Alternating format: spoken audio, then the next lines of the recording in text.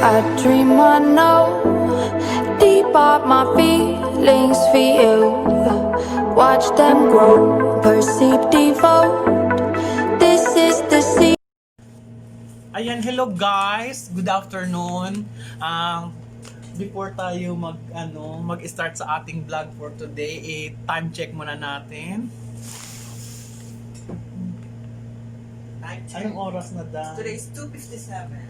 2:57 na, almost 3 o'clock now in the afternoon here in Alcobar, Saudi Arabia. Start na ng curfew.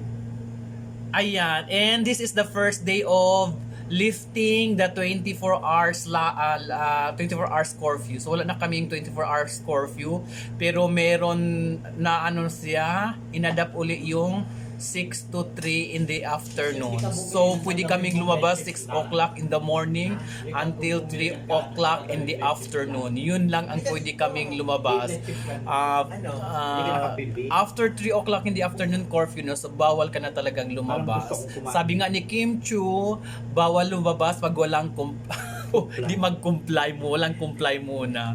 Kaya ayan, bawal lumabas. Ayan guys, regarding sa ano nga pala guys, masaya ako ngayon guys, as in masaya. Siyempre meron din kasamang lungkot ng kaunti kasi regarding sa AKAP, yung financial assistance para sa mga OFW, lalong-lalo na dito sa Saudi Arabia, na yung $200 na matatanggap ng OFW, especially sa mga naapektuhan ng COVID-19 pandemic.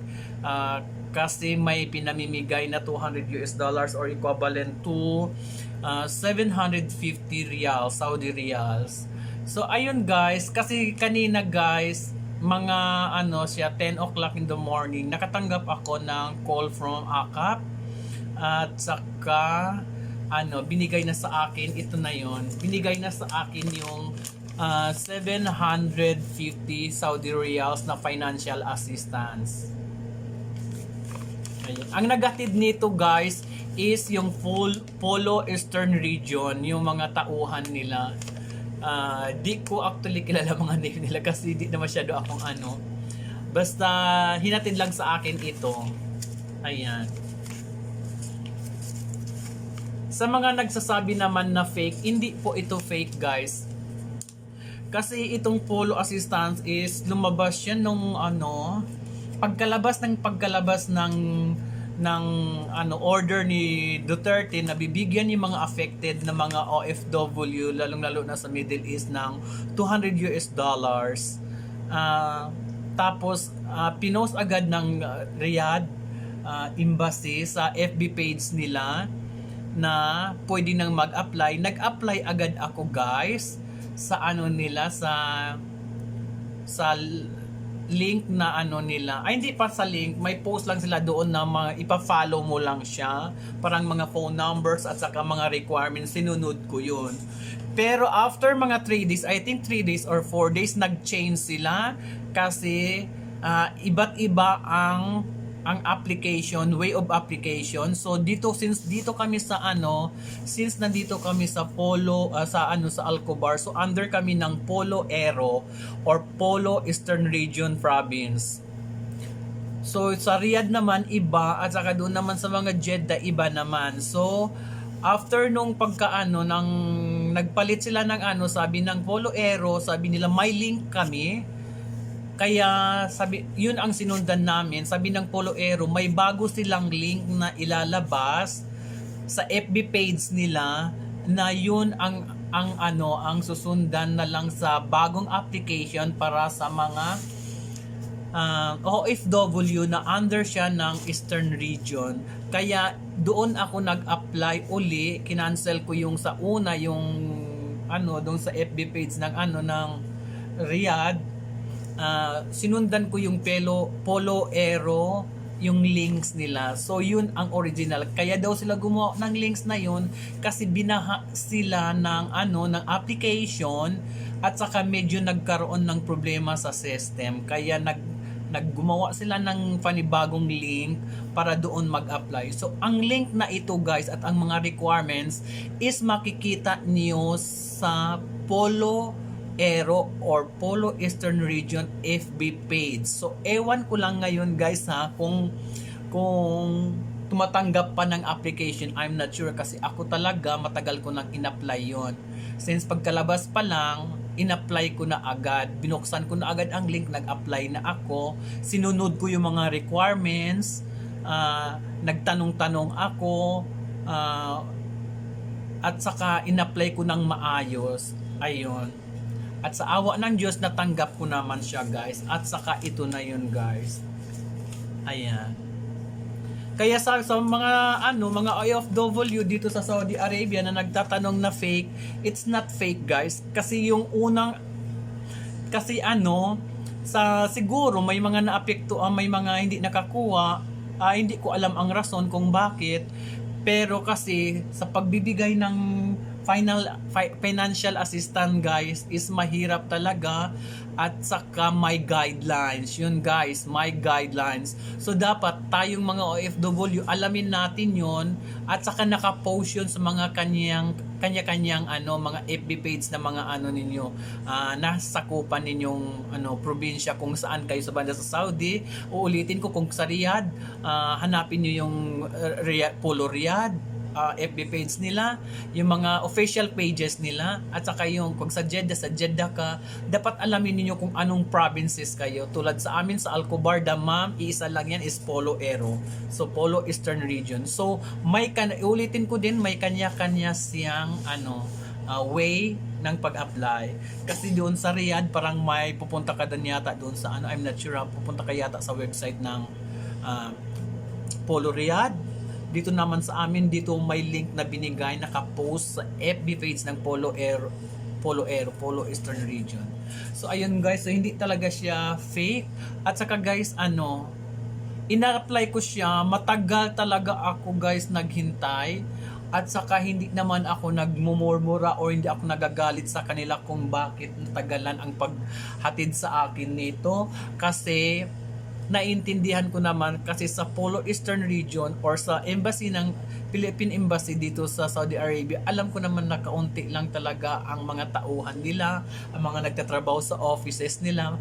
Konti lang guys, ikumpara mo sa mga daan-daang libong OFW nandito sa Saudi. I think million na yata, ewan ko lang. Basta daan-daang libong OFW, so hindi nila ma-accommodate lahat, pagsabay-sabahin, matulungan. So dapat intindihin din natin sila, at saka dapat wag na natin silang ibas or kung ano-ano, kasi pag the more na ibas mo yan sila, it will cost you of course. Kasi syempre kailangan pag nag-apply ka, magkaroon ka rin magtiyaga, maghintay ka kung talagang sa'yo darating, at darating talaga yan guys. At saka dapat mag-apply lang talaga ng tama. So ayun, so uulitin ko, ang post kasi nila is itong financial assistance is may guidelines siya. So hindi lahat ng OFW ay makakatanggap. Kung gusto niyo malaman ang guidelines, alamin na lang ninyo sa FB page ng Polo Eastern Region. Make sure na ang mapupuntahan nyo is legit na Polo Eastern Region FB page. So ayun guys, uulitin ko, nakatanggap ako ngayon lang. In-apply ko siya mula nung mga 3 days after na pinost nila sa FB na approve na yung financial assistance, ibibigay na. Ngayon ko pa lang natatanggap ang 750. Pero hindi ako nang-aaway, hindi ako nagmurmura, hinintay ko. Dapat maging understanding ka rin sa mga sitwasyon nila, lalo na ngayon. Hindi sila basta-basta makalabas, hindi sila basta-basta makapunta sa lugar mo, may curfew.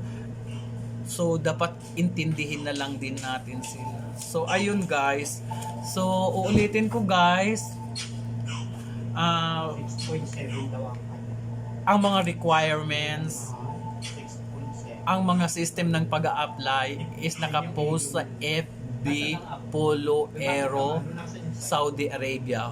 Polo Eastern Region Saudi Arabia official FB page. Hanapin na lang ninyo doon. Makikita ninyo ang link doon.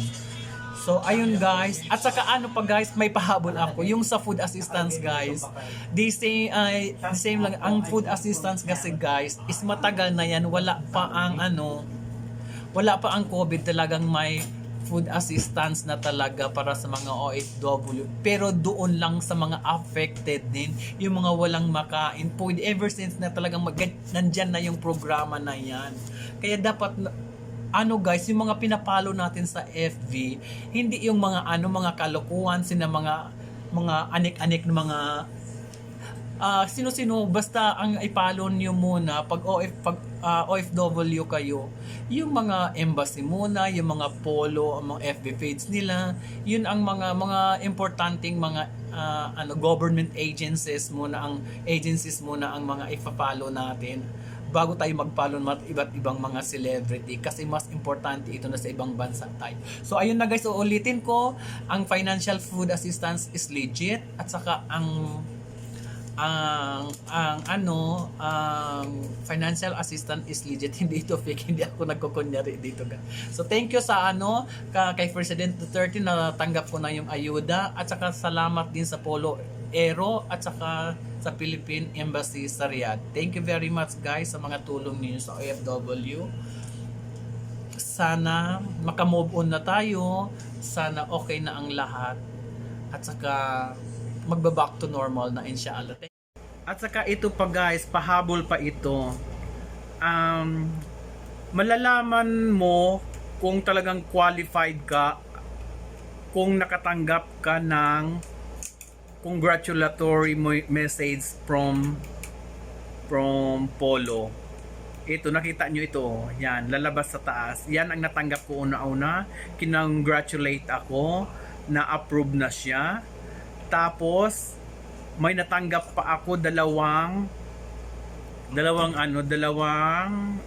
message.